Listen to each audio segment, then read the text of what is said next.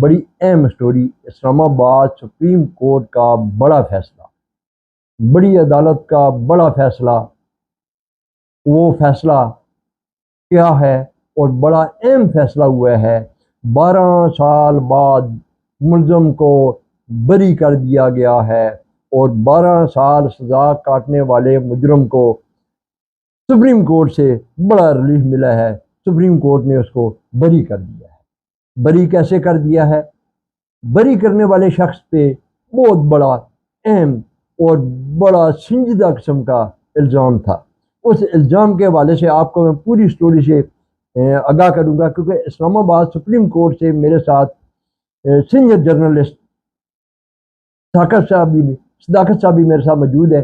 میں صداقت صاحب سے بھی جاننا چاہوں گا کہ وہ سپریم کورٹ سے اس کیس کے حوالے سے وہ مجھے کیا بتا رہے ہیں اور کیسے آگاہ کر رہے ہیں۔ سپریم کورٹ آف پاکستان کا ایک اہم فیصلہ، جس فیصلے پہ پوری دنیا کی نظریں، پوری دنیا انتظار کرتی ہے۔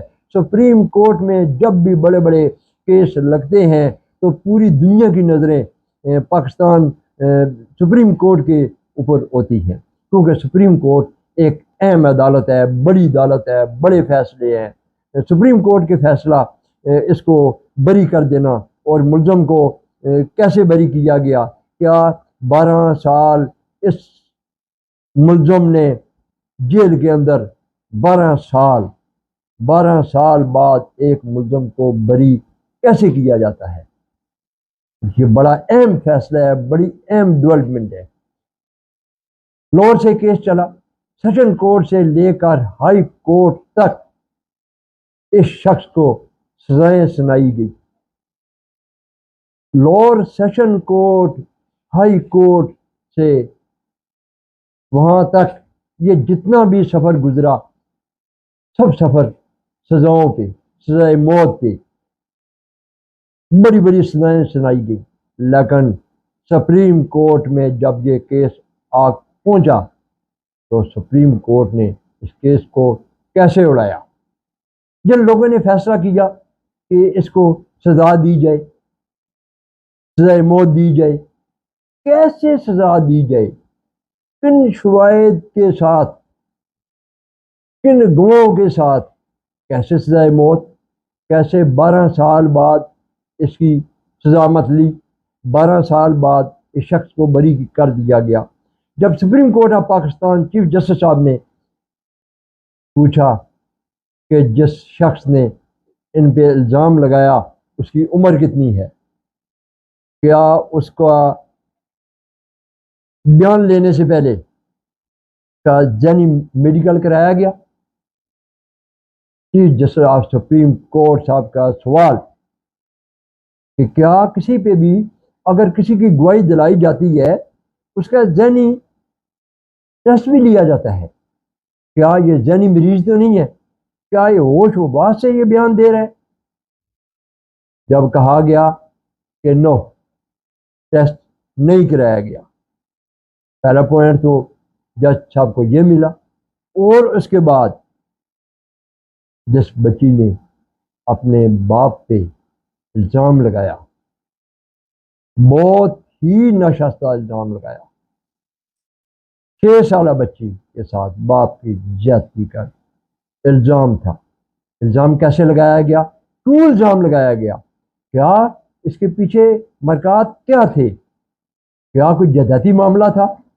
کیا کوئی رشتہ دار عزیز اقارب اس بچی کو ورغلا کر اتنا بڑا بیان دلوایا کہ اس کی ایک زندگی کا سوال بن گیا؟ 12 سال کی سزا کاٹنے کے بعد سپریم کورٹ نے اس کیس کو اڑا کے رکھ دیا، فل فور رہائی کا آرڈر۔ کیا ایسے کیس، ان کیسوں کے پیچھے کیا مرکات ہوتے ہیں؟ ان کیسوں کے پیچھے اصل اسٹوریاں کیا ہوتی ہیں؟ لیکن افسوس اس چیز کا ہے کہ جب اس چیز کی انویسٹیگیشن کی جاتی ہے، اگر اس کی انویسٹیگیشن صحیح ماں پر کی جائے، صحیح ایماندار افسر بٹھائے جائیں، تو آج وہ 12 سال اس شخص کے جیل کے اندر ضائع نہ ہوتے۔ صداقت صاحب میرے ساتھ لائن پہ ہیں. صداقت صاحب کا مائک کچھ مسئلہ کر رہا ہے, ان کی وائس میں تھوڑا سا مسئلہ آ رہا ہے, لیکن میرے ساتھ لائن پہ ہی ہے. صداقت صاحب کی اگر تفصیلات صداقت صاحب سے سنی جائے تو یہ ایک ایک چیز آپ کو بتا سکتے ہیں, کیونکہ یہ اس ٹائم اندر فیصلے کے دوران اندر موجود تھی.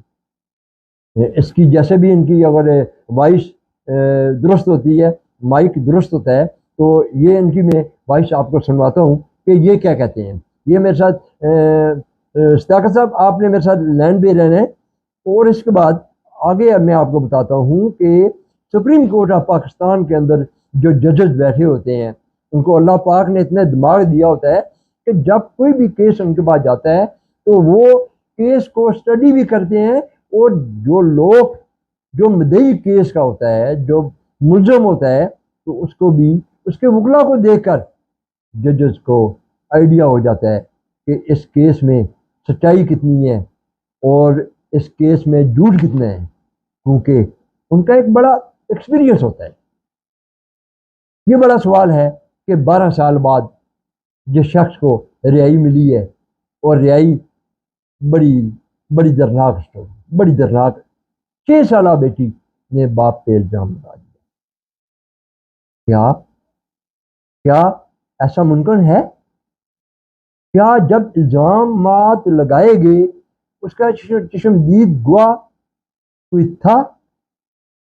کیا جس وقت انویسٹیگیشن کی گئی تو کیا اس بچی کا ذہنی میڈیکل کرایا گیا؟ کیا اس کے ہوش و حواس ڈاکٹر سے چیک کروائے گئے کہ کیا یہ جو بیان دے رہی ہے یہ بیان حقیقت پہ مبنی ہے؟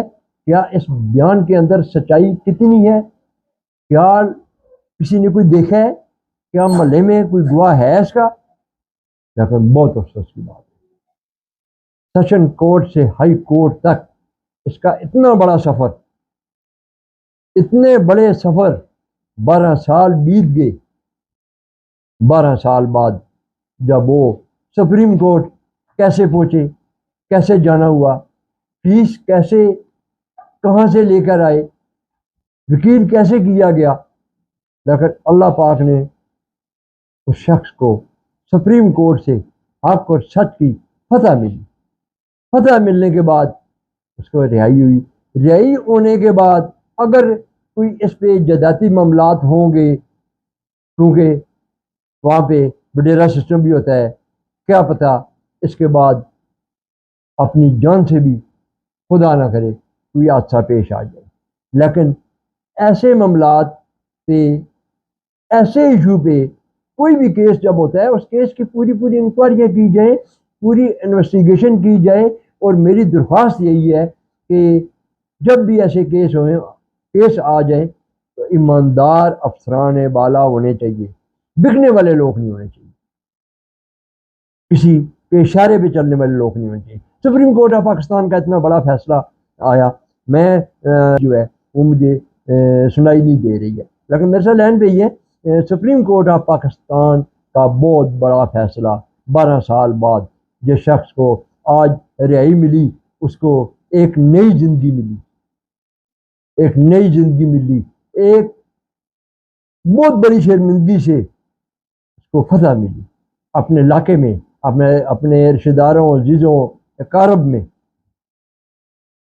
آپ میرے ساتھ ہی رہیے, کیونکہ میں آپ کو صداقت کی گفتگو پوری سنوانا چاہ رہا ہوں کہ صداقت صاحب کی آپ کو پوری گفتگو سننی چاہیے کہ صداقت صاحب یہ کیا بتا رہے ہیں, اور یہ پوری اسٹوری, پورا سینیریو, پورا ماجرا کیسے بنا, کیسے ہوا ہے, یہ ضرور دیکھیے آپ. صداقت صاحب کی آواز ابھی بھی کلیئر سنائی نہیں دے رہی ہے, لیکن میں آپ کو اس کی پوری اسٹوری, پوری اس کی حقیقت اور داستان میں اگلے ولاگ میں آپ کے ساتھ میں ضرور شیئر کروں گا, اور آپ کو میں آگاہ کروں گا کہ آیا کہ انصاف کے فیصلے کیسے کیے جاتے ہیں, کیسے ہوتے ہیں. جیسے جج صاحب کے بڑے زبردست ریمارکس آئے کہ کیا جس وقت اس کے ساتھ یہ واقعہ ہوا گھر میں وہ کون تھا، وہ لوگ کدھر تھے، اس کے کیا کیا ہوش و آواز کیا تھے، وہ تفصیلات میں آپ کو اسی کے ساتھ ہی اگلے نیکسٹ بلاگ میں پوری